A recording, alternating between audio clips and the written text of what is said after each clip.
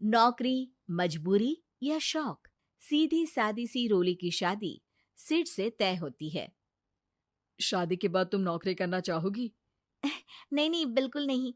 वैसे मैं ये नहीं कहती कि नौकरी करना ठीक नहीं है, लेकिन पर्सनली मैं ये सोचती हूँ कि मैं गृहिणी बनूंगी। हाँ हाँ, क्यों नहीं। गृहिणी बनना भी आसान नहीं है। एक सफल परिवार चलाना किसी देश को चलाने जितना ही कठिन है। रोली को सिड का साथ और बात दोनों अच्छी लगती है, और फिर वो दिन भी आ जाता है जब दोनों की शादी हो जाती है। शादी के बाद ये क्या, सारा दिन किचन में कपड़े और चार दीवारों के आगे पीछे घूमती रहती है। जा बाहर निकल कर देख, कितनी स्मार्ट लगती हैं वो औरतें जो नौकरी करती है। हाँ, अच्छी तो लगती है सासू माँ, लेकिन मैं नौकरी नहीं कर सकती। मेरा मन घर के कामों में ही लगता है। अरे मेरी बेटी तो कमाती है, अपने को फिट भी रखती है और सास को भी खूब शॉपिंग करवाती है। अच्छी बात है ना सासू माँ। मैं तो जो है उसी में संतोष मान लेती हूँ। बरकत होनी होगी तो इसी में भी हो जाएगी। ये बोलकर रोली चली जाती है। एक दिन सास की सहेली घर आती है, जहाँ रोली उन्हें चाय के साथ कई तरह के पकवान बनाकर खिलाती है। अरे वाह, तेरी बहू तो बहुत गुणी है। कितना सब बनाकर ले आई। मेरी वाली तो ऑफिस से आकर 2 रोटी ही सेक दे तो समझो एहसान कर दिया। अरे ऐसा ना बोल। तेरे घर में 2 कार, 4 मंजिला मकान, और तेरे लिए जो वो अपने पैसे से साड़ी लाती है वो भी तो कितनी कीमती होती है। अरे मेरी वाली तो बस सारा दिन इन्हीं 2 कमरों को ताजमहल बनाने में लगी रहती है। सहेली चली जाती है। कुछ समय बाद रोली को एक सुंदर सी बेटी होती है।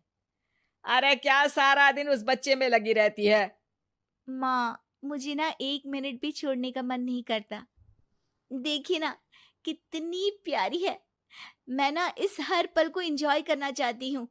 अरे हाँ हाँ, हमने भी बच्चे पाले हैं। हम भी जानते हैं कि कितने प्यारे होते हैं, और अपने बच्चे को बढ़ता हुआ देखना कितना अच्छा लगता है। लेकिन एक दिन अचानक और रोली, एक बहुत बड़ी घटना हो गई। एक शॉर्ट सर्किट से पूरी दुकान जल गई। ओह, अब अब क्या कुछ समझ में नहीं आ रहा कि कैसे घर चलेगा। घर की पूरी गाड़ी पटरी पर लाने के लिए कई साल लग जाएंगे, और वापस पहले जैसे होने में भी बहुत टाइम लग जाएगा। रोली, रोली कुछ सोचती है, फिर अपने 3 महीने के बच्चे को देखती है और कहती है, आप कहे तो मैं नौकरी शुरू कर दूं? माँ मुन्नी को देख लेगी, फिर शाम को तो मैं घर आ ही जाऊंगी। सिड कुछ कहता उससे पहले ही उसकी सास वहां आ जाती है। अरे हाँ हाँ, अब भी तुझे नौकरी करने के लिए पूछना होगा। अरे घर पर इतनी बड़ी विपदा आ गई है, तू है कि बच्चे का मुंह देख रही है। अरे क्या मुझ पर भरोसा नहीं है? अरे नहीं नहीं माँ जी, ऐसा क्यों बोल रही हैं आप? फिर क्या था, सिड से पूछकर 3 महीने की बच्ची को रोली सास के पास छोड़कर चली जाती है। शाम को ऑफिस से आने पर अरे सारा दिन इसने तो चैन नहीं लेने दिया, बस गोदी में ले लेकर घूमती रही। हाथ दर्द हो रहा है। बहू को बहुत गिल्ट फील होता है, लेकिन जब वो घर की हालत देखती है तो चुप रह जाती है। ऑफिस में सहेली कहती है, अरे रोली, तेरी तो बच्ची छोटी है ना, कैसे मैनेज करती है? कैसे मतलब? घर पर रहती है वो अपनी दादी के साथ। ओ यार, कितनी अच्छी है तेरी सास। मेरी सास को जब पता चला कि मैं नौकरी ज्वाइन करने की सोच रही हूँ, वो तो सीधे अमेरिका चली गई मेरी ननद के पास। अच्छा, फिर तू कैसे मैनेज करती है? अरे मैंने तो फुल टाइम मेड रख ली है। ओहो, वो तो बड़ी महंगी होगी ना? हाँ यार, लेकिन कमाई भी तो हो रही है ना। यार, मैं तो कभी अपना बच्चा इनके मम्मी पापा के पास ना छोड़ू। प्यार दुलार में खराब कर देते हैं ये दादा दादी बच्चे को। नहीं नहीं, मुझे अपनी सास पर पूरा विश्वास है। जो मेरे पति को इतनी अच्छी शिक्षा के साथ बड़ा कर सकती हैं, वो मेरी बच्ची को कभी नहीं बिगाड़ेगी। खैर, रोली की इस सोच से उलट पड़ोसियों के बीच हाथ में बच्ची पकड़े रोली की सास कहती है, अरे क्या बताऊं, सारा दिन बहू बाहर रहती है। पहले अपने बच्चे पालो, फिर बच्चों के बच्चे। अरे अपना जीवन तो कुछ रहा ही नहीं। अरे नहाने भी जाती हूं ना तो इसे साथ रखती हूँ, कल को कहीं गिर गई या चोट लग गई तो बहू तो हमारी खाल उखाड़ लेगी ना। अरे ऐसा भी क्या डरना बहू से, नौकरी थोड़ी की है उसकी। अब क्या बताऊं, पढ़ी लिखी लड़कियां हैं आजकल की। चलो चलती हूँ, सब्जी बनाने का वक्त हो गया है। बच्चे आएंगे तो खाना तो बना मिले। सास ये बोलकर वहां से चली जाती है कि तभी रोली ऑफिस से घर पहुंचती है। बाहर पड़ोसियों को देखकर, नमस्ते आंटी जी, कैसी हैं आप? अरे बहुत अच्छी हूँ, लेकिन तेरी किस्मत तो सबसे अच्छी है। क्या सास पाई है, मोती दान किए होंगे तूने। तेरा बच्चा भी देखती है, खाना भी बनाती है। बेचारी बहुत काम करती है तेरी सास। हाँ आंटी, सही बोल रही हैं आप। अब ऑफिस भी दूर है तो आने जाने में वक्त चला जाता है। खैर चलती हूँ। हाँ हाँ बेटा जाओ, गर्मा गर्म खाना खाओ।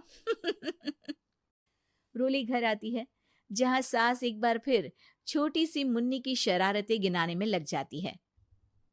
अरे आज तो इसकी वजह से मुझे 2 बार कपड़े बदलने पड़े। बार बार पानी गिरा दे रही थी। दोपहर में थोड़ा सोचा कि आराम कर लूं तो दूध के लिए रोने लगी। हाय, मैं तो परेशान ही हो गई। रोली को सास की बात अब कुछ अजीब लगती है, पर वो जल्दी से कपड़े बदलकर किचन में जाकर रोटियां बनाने लगती है। सारा महीना काम करने के बाद रोली को सैलरी मिलती है। वो पैसे लेकर सीधे सास के पास जाती है। माँ जी, ये मेरी सैलरी। आपने हर कदम में इस घर का साथ दिया। मैं नौकरी करने के पक्ष में नहीं थी। मैं तो अपने बच्चे को बढ़ता देखना चाहती थी। मैं थोड़े में भी खुशी थी। कभी मैंने आपको किचन में पैर नहीं रखने दिया था। घर की मुसीबत नहीं आती तो मैं कभी इन जिम्मेदारियों को आप पर पड़ने नहीं देती। अब सास समझ चुकी थी कि उसकी गलती कहाँ है। हाथ में पैसे देखकर कहती है, मैं पढ़ी लिखी नहीं थी तो पति ने भी कभी पैसे हाथ में नहीं रखे। बेटे ने भी गल्ला संभाला, लेकिन तूने मुझे समझा। ये मेरा सम्मान है कि एक बहू होकर तूने पूरी सैलरी मेरे हाथ में रखी बेटा। वही गए वो जमाने जब लड़की को घरवाले साड़ी पहनाना सिखाकर ससुराल भेजा करते थे। अब तो अरे क्या सारा दिन ये सड़ा सा पैजामा पहनकर घुमा करती है। अरे कभी चुन्नी वाला सूट भी पहना कर। चुन्नी वाला सूट, उसमें कौन सा बड़ा काम है। ये लो। राधा अंदर जाती है, पजामे के ऊपर ही कुर्ता और दुपट्टा डाल आती है। हैप्पी सासू माँ, अब तो पैजामे से कोई दिक्कत नहीं है ना। सास राधा को देखती है। हाँ, कोई दिक्कत तो नहीं, लेकिन बहू तो बहू की तरह ही अच्छी लगती है ना। अरे बिंदी लिपस्टिक लगाया कर। अगले दिन राधा पजामे के ऊपर ऊंची सी साड़ी पहनकर तैयार होकर आती है। ससु माँ, चाय ले लीजिए। अरे राधा, ये क्या झोकर बनी हुई है। अरे साड़ी के नीचे से पजामा दिख रहा है। अरे तो कोई बात नहीं है ना ससु माँ, आप ही को तो बहू ऐसी चाहिए थी ना, बहू जैसी। अब मैं क्या करती। तभी वहां श्याम आ जाता है। अरे राधा, माँ के कहने का मतलब है कि साड़ी मतलब सिर्फ साड़ी। आप भी ना पागल हो गए हैं क्या। सिर्फ साड़ी तो सत्यम शिवम सुंदरम की जिन्नत अमान ने पहनी थी। अरे लोग देखते तो थे जी भर भर के, लेकिन आंखें बंद करके। कैसी बातें कर रहे हैं आप। अरे मोहल्ले वाले क्या कहेंगे ना। अरे बस बस श्याम, तू चुप हो जा। ये औरतों के बीच में मत बोला कर। वैसे भी तेरी बीवी को पढ़ाई लिखाई की सिवा आता क्या है। कल को सिर्फ साड़ी पहनकर निकल आई ना बाबा ना, हंगामा हो जाएगा। अरे बहू, वो कहना ये चाह रहा था कि नीचे ये तू जो पजामा सजा लेती है ना, वो नहीं पहनना है ना। राधा सास की बात सुनकर परेशान सी हो जाती है। वो समझ नहीं पाती कि उसे क्या करना है। मैं कैसे इन लोगों को समझाऊं कि मैंने बचपन से ही सिर्फ पैजामे ही पहने। मेरी शादी के दिन भी लहंगे के नीचे पजामा ही तो था। अरे किसी को पजामे से क्या दिक्कत हो सकती है। क्या करूं मैं। राधा रोने लगती है, जिसे उसका पति देख लेता है। अरे अरे मेरी प्यारी राधा, रो क्यों रही हो। अच्छा चलो, शाम को तुम्हें घुमाने लेकर चलता हूँ। और इतना ही नहीं, मैं तुम्हें शॉपिंग भी करवाऊंगा। राधा ये सुनकर खुश हो जाती है। ओह, आइसक्रीम के साथ शॉपिंग, वाह मैं भी लिस्ट बना लेती हूँ कि क्या क्या लेना है मुझे। बस फिर क्या था, राधा बैठ जाती है लिस्ट बनाने। माँ, देख तेरी सारी समस्या का मैंने समाधान कर दिया। अरे ऐसा क्या कर दिया? पजामे वाली को छोड़ दिया क्या तूने? अरे कैसी बात कर रही हो माँ? पजामे वाली नहीं, राधा नाम है उसका। तभी डोरबेल बजती है और पड़ोस की चाची घर आती है। उनके हाथ में एक पजामा होता है। अरे मैंने सोचा कि ये कपड़ा सड़क पर गिरा था, किसी ने सुखाने डाला होगा। अब ना ये पेटीकोट जैसा था, ना ही पतलून जैसा। तभी मैं समझ गई ये राधा बहू का पजामा होगा। तो पहनती है ना ये। अरे चाहे पार्टी वेयर हो या फिर घर का कपड़ा, तुम्हारे बेटे की शादी के एल्बम देख रही थी, बहू ने तो लहंगे के नीचे भी पजामा पहना था। ठीक है चाची, दे दिया ना पजामा। अब पजामा पुराण मत सुनाओ, चली जाओ। चाचा जी के खांसने की आवाज आ रही है, जाकर पानी दे आओ उन्हें। अरे हाँ हाँ, जोरू का गुलाम जा रही हूँ मैं। चाची के जाने के बाद अरे अड़ोस पड़ोस वालों को बोलकर क्या फायदा होगा बेटा? अब तो घर मशहूर हो जाना ही है पजामे वाली बहू के नाम से। तभी वहां ससुर आ जाते हैं। अरे वो पीछे वाले घर के शर्मा जी ने तो घर के पोस्टल एड्रेस में यही लिखना शुरू कर दिया है, पजामे वाली बहू के घर के पीछे गली नंबर 7। अरे बस बस, आ गए तुम। दुकान आज जल्दी बंद कर दी। अरे क्या करूं, ये टाइट पैंट पहनकर बैठा नहीं जाता दुकान में। ज्यादा देर हुई तो थोड़ी देर पीठ सीधी करने घर चला आया। वैसे आज माँ बेटा साथ में क्या बातें कर रहे हैं? हाँ, अरे हाँ, बातों से याद आया। बोल रहा है कि पजामे वाली प्रॉब्लम का सलूशन ढूंढ लाया है। जरा बता दो बेटा, क्या समाधान निकाला है? वो मैं ना माँ आज राधा को शॉपिंग के लिए ले जा रहा हूँ। अरे बेटा क्या बात है, कितनी अच्छी बात है। हाँ माँ, इतना ही नहीं, वो तो पूरी लिस्ट तैयार कर रही है कि वो क्या क्या खरीदेगी। जब इतना खरीदेगी तो कुछ अलग तो पहनेगी ही ना। उधर राधा बाजार जाने के लिए पजामा टी शर्ट पहनकर तैयार हो जाती है। चलिए जी, मुझे काफी सामान लेना है। पति श्याम उसे बाजार ले जाता है, जहां राधा एक नहीं दो नहीं बल्कि 12 पजामे खरीदती है, वो भी अलग अलग रंगों के। और वो सारे पजामे लेकर घर आ जाती है। अरे आ गई बहू रानी, क्या लेकर आई हो? पिताजी ये देखिए, आपके लिए ये पजामा लेकर आई हूँ, प्योर खादी का है। पैंट लुक में इसे आप दुकान में भी पहनकर जा सकते हैं।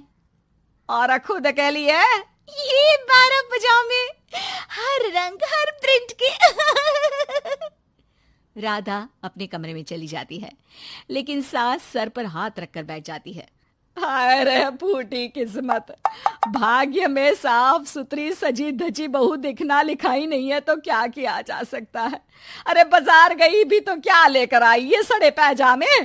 राधा इस बार फिर सास का रोना सुन लेती है। मैं क्या करूं भगवान, साड़ी में डर लगता है कि कहीं फंस कर गिर न जाऊं। माँ जी को पजामे से नफरत है, लेकिन एक अच्छी बहू होने के नाते मैं अपना पहनावा माँ जी के लिए जरूर बदलने की कोशिश करूंगी। हाँ भगवान जी। अगले दिन राधा बिना पजामे वाली साड़ी पहनकर सास के पास खड़ी हो जाती है। हाय रे, सूरज आज कहाँ से निकला है? अरे राधा बहू ने साड़ी पहनी है, वो भी पजामे के बिना। अरे वाह वाह बहू, तू तो राजकुमारी लग रही है। अरे लेकिन एक जगह खड़ी क्यों है? वो माँ जी, इसलिए कि मैं गिर सकती हूँ। अरे हाँ जी, हमने तो 4 तल्ले के मकान को एक कर रखा था, ऊपर नीचे सारा घर संभाला था, वो भी साड़ी में। अरे कैसे गिरेगी तू, मैं भी तो देखती हूँ। जा छत से कपड़े लेकर आ। ना माँ जी, मुझसे नहीं होगा, मैं गिर जाऊंगी साड़ी में फंसकर। लेकिन सास नहीं मानती और राधा को साड़ी पहनकर छत पर जाना पड़ता है। लेकिन जैसे ही वो सारे सूखे कपड़े लेकर उतर रही होती है तो सीढ़ियों से गिर जाती है। फिर क्या? ओह, इनको काफी गहरी चोट आई है। लगता नहीं कि नहीं नहीं डॉक्टर साहब, ऐसा मत बोलिए। अरे सारी गलती मेरी है डॉक्टर साहब, मेरी बहू को बचा लीजिए। अरे हाँ, वो बच जाएंगी, लेकिन चोट भरने में देर लगेगी। धीरे धीरे राधा ठीक हो जाती है और एक दिन जब पहली बार वो ठीक होकर कमरे से बाहर निकलती है तो देखती है कि सास, ससुर, पति सब पैजामे पहनकर खड़े होते हैं। देखा बहू, कैसा लग रहा है ये पैजामा? वैसे बहू सही में ये बड़ा कंफर्टेबल है। हाँ, अरे अब तो इसे पहनकर मैं इतने आराम से दुकान में बैठता हूँ कि कितने ही ग्राहक क्यों ना आ जाए, फटाफट काम होता है। मुझे माफ कर दीजिए माँ जी, मैं साड़ी पहनने की पूरी कोशिश करूंगी।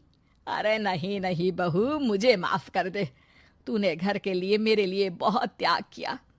बेटा इंसान पहनावे से नहीं बल्कि अपने कुशल व्यवहार से सबका प्यार पाता है। हमें तो अब बस पजामे वाली ही बहू चाहिए।